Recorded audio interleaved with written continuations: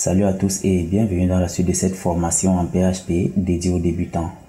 Donc pour ceux qui nous ont suivis la dernière fois, on avait fait les tableaux. Et après les tableaux, on a fait quelques fonctions pour voir comment est-ce qu'on pouvait manipuler les tableaux. Donc du coup on s'était dit, après avoir géré les tableaux ici, on va entrer dans les structures conditionnelles. Et pour le coup, on va commencer par la structure if, else, if et console. Donc sans plus attendre, je vais ranger mon navigateur d'un côté et je vais également ranger mon éditeur de texte de l'autre côté. De la même façon, je vais ouvrir mon terminal et je vais lancer mon serveur PHP. Une fois que mon serveur PHP démarre, je vais simplement venir l'ouvrir ici dans le navigateur en lançant le localhost sur le port 8000. Donc là, j'ai ce qu'on avait fait précédemment et je pense que c'est là qu'on s'est arrêté. Donc là, dans un premier temps, je me dis qu'on va supprimer tout ce qu'on a par ici et on va commencer à parler des structures conditionnelles en elles-mêmes. Lorsqu'on parle des structures, alors des instructions conditionnelles, on fait référence à quoi? On parle simplement des instructions qui nous permettent d'avoir un contrôle sur notre code afin de prendre certaines décisions suivant certaines conditions. Donc par exemple, on se dit un utilisateur va arriver sur notre site web ou alors sur notre application et il va devoir se connecter. Lorsqu'il se connecte, de quel type d'utilisateur s'agit-il? Si c'est un simple utilisateur, on le redirige sur sa page de profil. Si c'est un administrateur, par contre, on va le rediriger vers le tableau de bord pour qu'il puisse voir ce qu'il y a eu à la veille, donc les modifications, le nombre de publications et ainsi de suite. Donc pour pouvoir faire cela, on va devoir mettre en place une condition qui va lui dire si tu as affaire à un utilisateur simple, tu vas devoir le rediriger sur sa page d'accueil. Sur sa page de profil autant pour moi, mais si tu as affaire à un administrateur, tu le rediriges au niveau du tableau de bord. Donc c'est ça qu'on appelle en fait les instructions conditionnelles.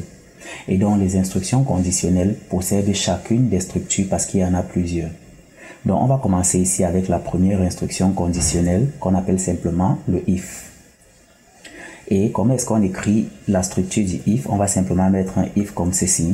À l'intérieur de ces parenthèses, on va mettre la condition qu'on aimerait voir réalisée.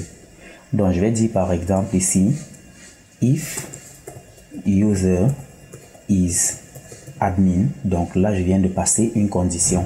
Et ce qu'on va faire ici comme traitement, c'est de par exemple dire qu'on va le rediriger vers admin.dashboard.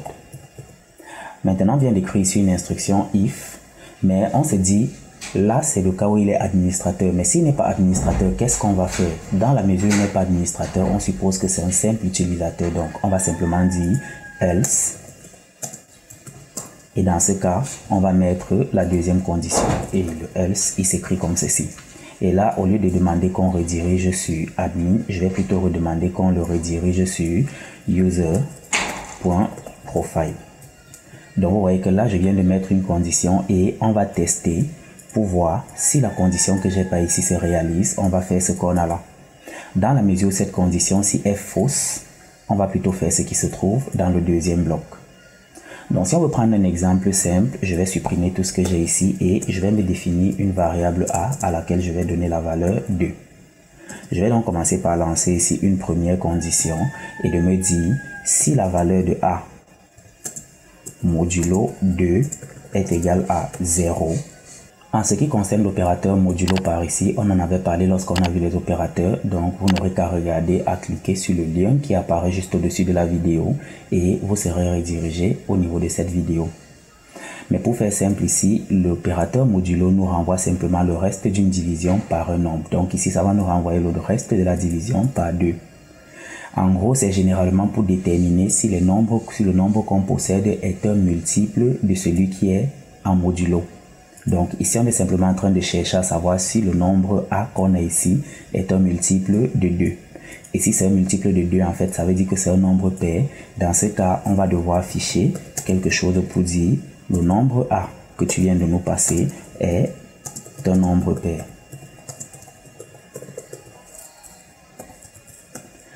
Dans la mesure où le nombre A n'est pas un nombre pair, forcément, il est un nombre impair. Dans ce cas, on va plutôt afficher ici le nombre A que tu viens de nous donner est un nombre impair.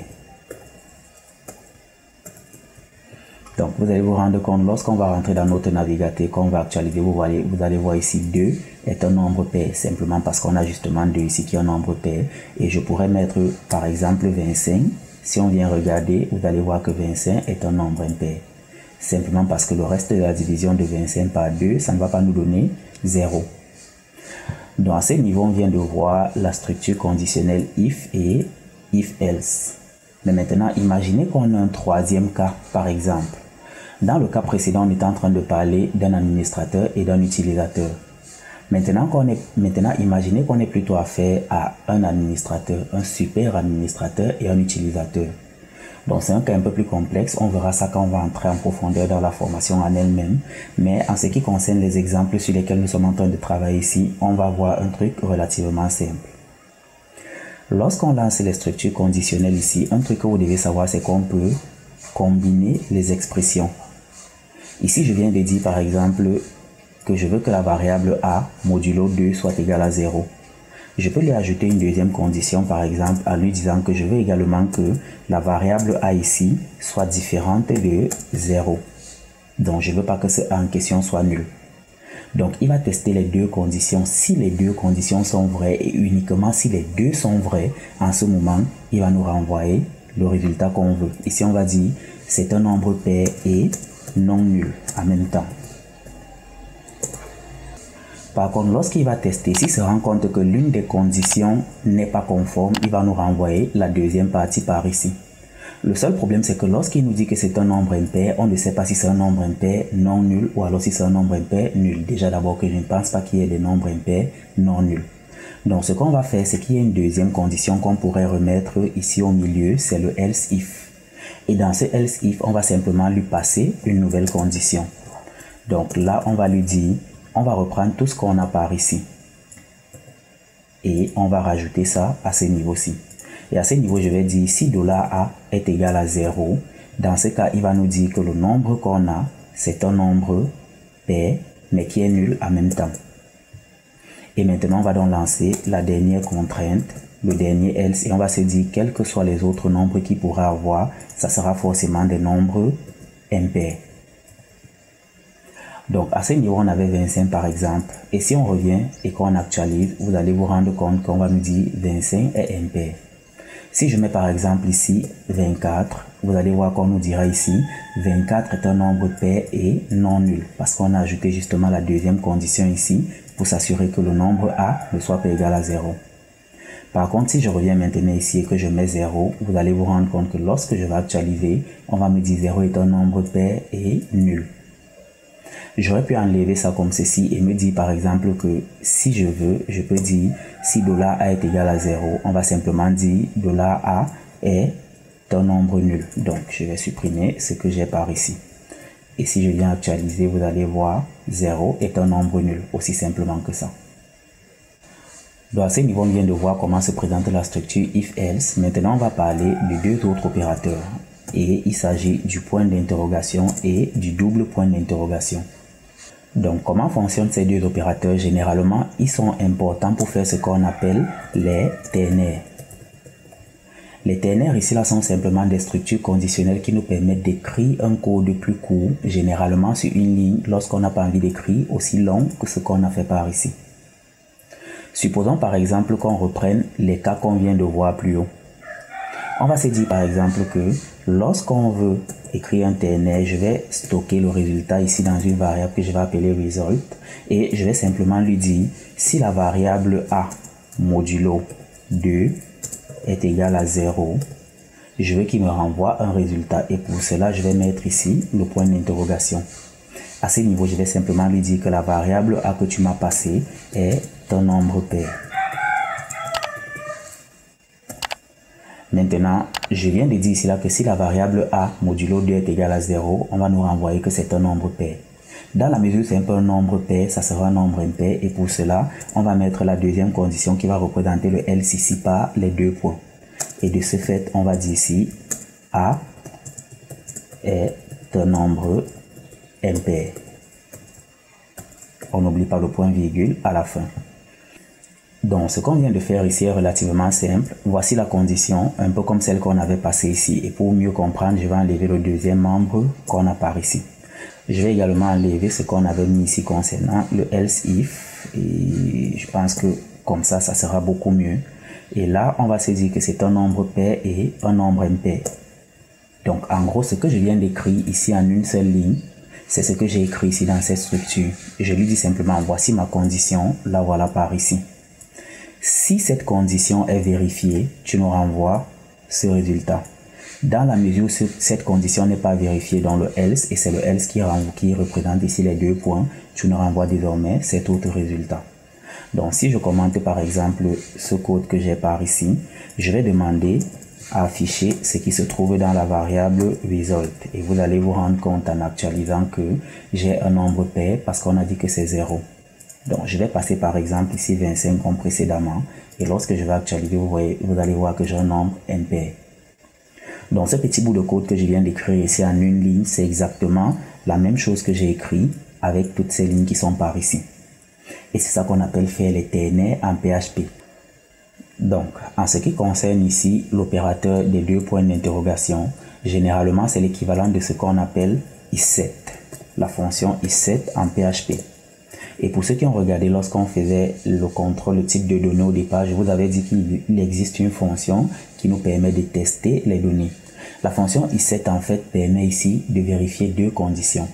La première condition, c'est que la variable qu'on lui passe, c'est une variable qui est définie. Et la deuxième condition, c'est simplement que la variable ne soit pas nulle. Donc, une fois que ces 2 conditions sont vérifiées, la fonction isset va nous renvoyer true.